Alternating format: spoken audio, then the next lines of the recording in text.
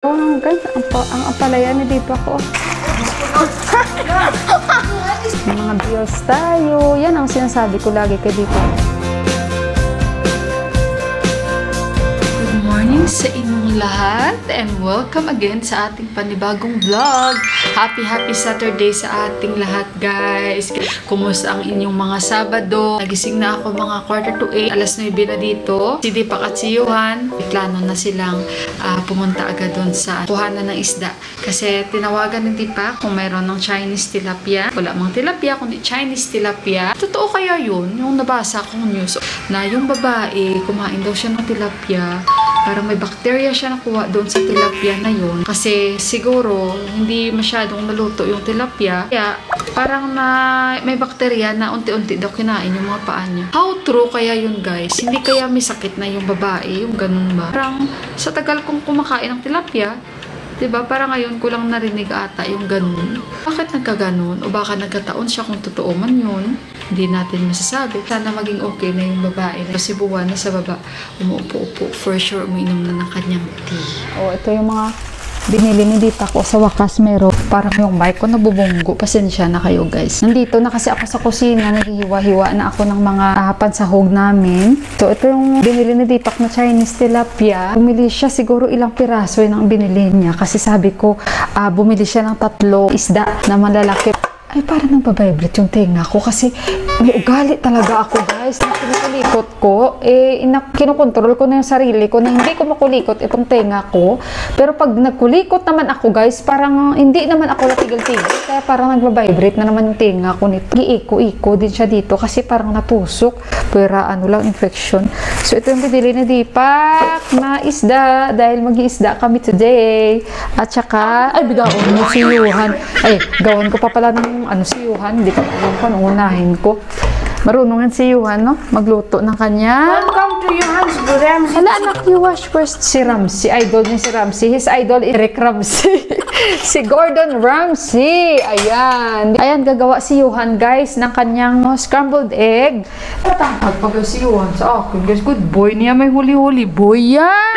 Huli boy. Happy Saturday. I'll teach them how to make a scrambled egg. Sige. Oh, Johan, cooking. Ayan. Welcome to Ramsey's Chicken and Kitchen. Listen, Galing. Where? Okay. Now we're gonna keep the pan since we're gonna keep the oil since it's hot. Wait.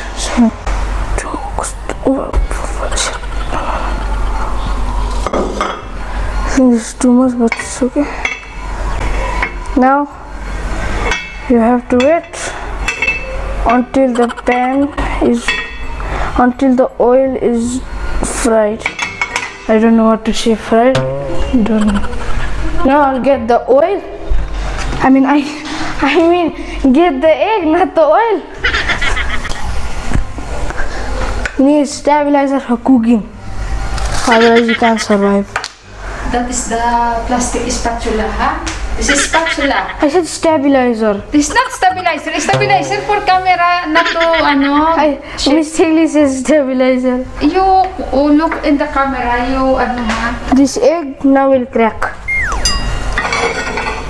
Ayan, guys. Magkukooking show si Johan. Where is the link I sent that?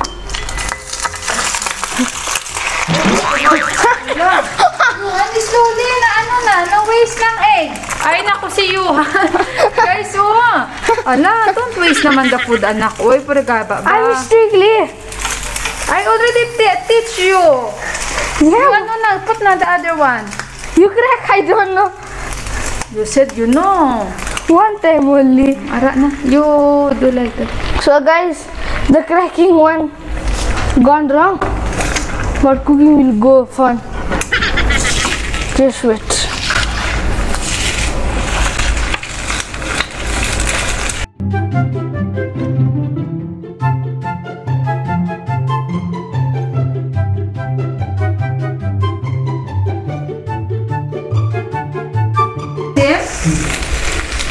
Oh, well done. Little taste. Very good. Put the egg. Now taste. Thank you for cooking with Johan Ramsey show.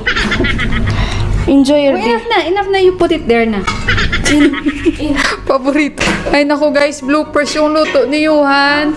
That is not expired after that one. That is new also. Tawa ako kay Johan, ano. So, hindi pa ako nag-haul sa inyo yung mga pinamili ulit nila ni Deepak. Si Johan, guys, paborito niya ang mayonnaise talaga. Sobrang paborito ni Johan. So, ito, bumili si Deepak ulit ng mga sibuyas dahon. At saka ito, ampalaya. Nagustuhan nila yung luto ko na ampalaya, guys. Kaya bumili si Deepak ulit. Kasi sila pag nagluto, iba sila magluto. Piniprito talaga nila na parang sunog. Tapos maraming mantika. Ito, labanos. Kasi favorite ni Deepak magluto na manok na may labanos. Sobrang lusog ang talong. Parang ano ng mga gulay na pinamili ni Deepak. Bumili siya ng sibuyas. Baby, Johan, where did you buy vegetables? In there? Or...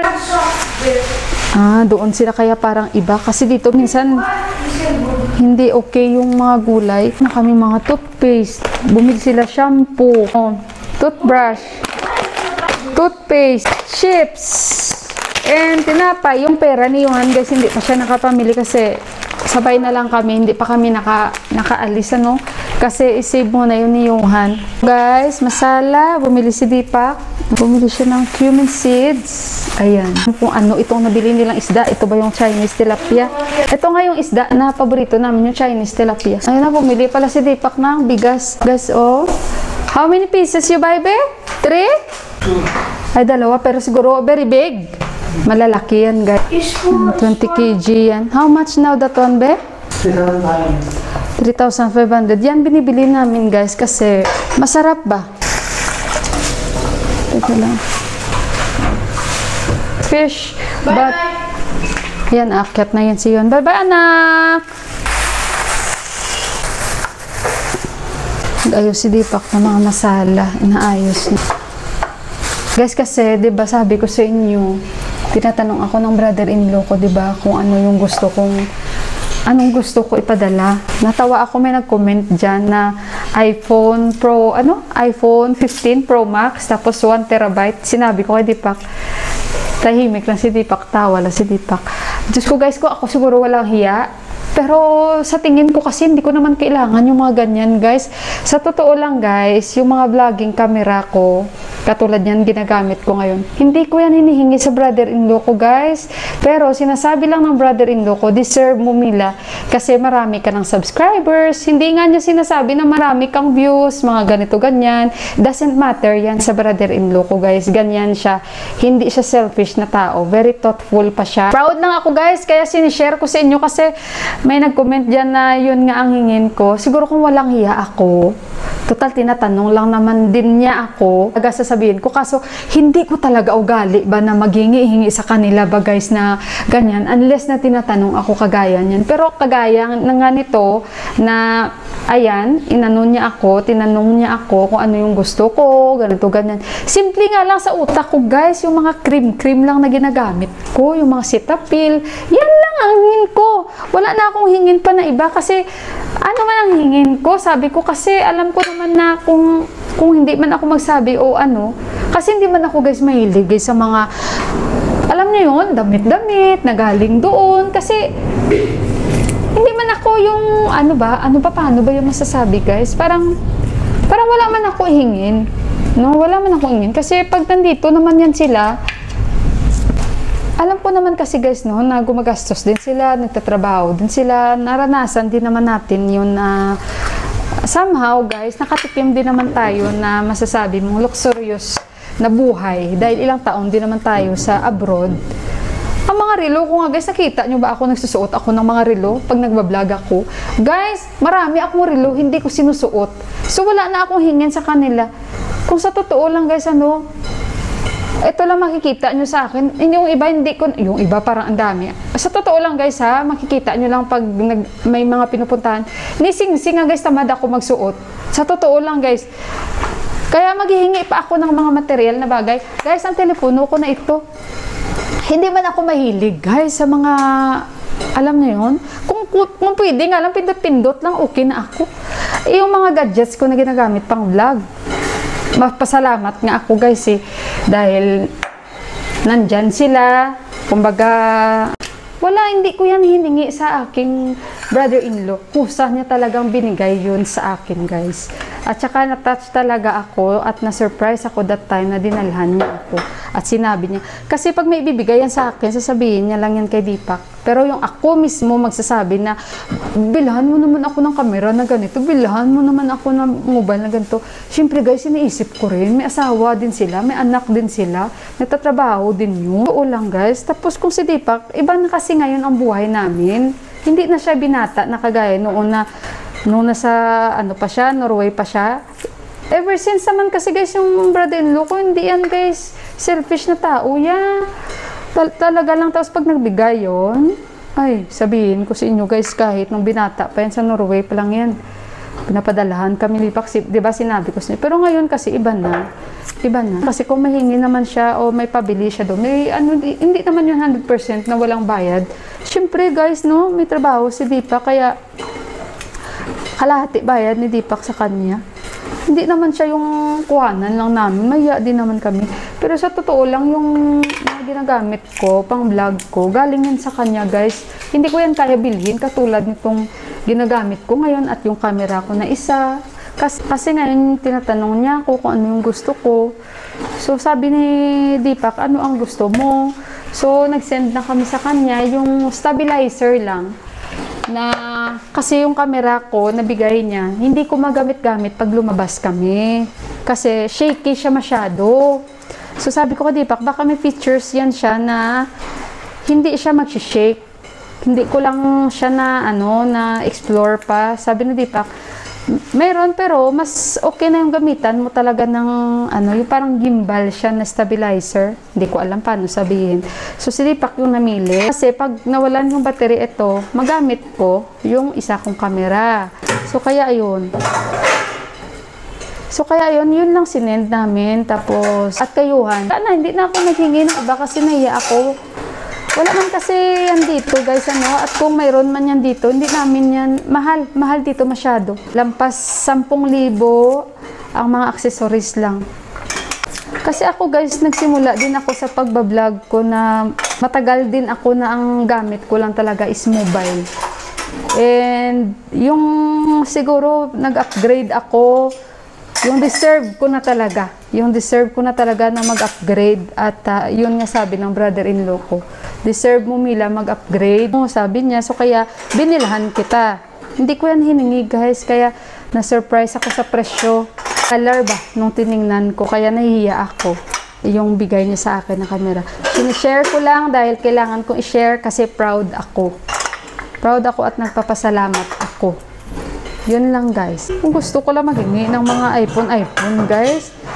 Kaso lang, alam nyo yun, hindi na siya yung binata pa para maghingi ako. Ayoko rin na mag-isip sila demanding. Doesn't mean na tinanong tayo ano gusto natin. Magsabi agad tayo, hindi na tayo mag-iisip sa tao na hinihinga natin na bahala siya dyan. Basta, nagtanong siya eh. Although alam ko naman, pag sinabi mong ganun, di ba, kaya yung ibigay. Pero wag naman ganun. Baka sa tao din naman talaga yun. Guys, share ko lang sa inyo. You should be proud of it. Si Amaya, alam ko na yan niya. Kahit hindi ako magsabi, alam ko na yung dadalhin niya. Alam ko na yan. Tapos yung mga setapilya sa kanya, ko lang yan sasabihin niya. Saan kayo? Ayan. Mabilis lang yan. Si Amaya, alam ko mga dadalhin niya, mga damit, bags. Marami akong bags, guys. Hindi ko pa nga ginagamit. Sa totoo. So, kaya naiisip ko, hindi ko na kailangan maghingi sa kanila ng mga ganun. Tapos, mga bigay pa ni Ama ng mga bag sa akin galing din doon. Ang importante, healthy. Kasi ang mga material na bagay, guys, mabilis lang yan kung gugustuhin natin. Diba? Sabi ko sa inyo, guys, hindi ako mahilig sa mga material na bagay. Pagkain ang aking weakness. Food is life. Mag-grocery na lang ako, guys. Gusto ko sabihin, mag-grocery na lang ako. Kaso lang ito, kailangan ko rin, like for example, mag-vlog ako sa village. Pag umuwi tayo doon, at least, pag naubusan battery itong ginagamit ko, although may power bank naman ako bigay ng brother-in-law ko, pero yung quality ba, mas ma-enjoy natin and hindi kayo mahihilo. So, ito yung aming Sabado, as usual, sa aking favorite na station. Day by day, getting better and better and better and better and better. Be positive tayo lagi kahit may mga bayaran tayo, may mga bills tayo. Yan ang sinasabi ko lagi kay Deepak. Be happy ah. May mga solusyon din ang mga lahat. May mga babayaran tayo. Basta ano lang. Paano kasi pag nagsahod, tamang-tama ang may mga babayaran.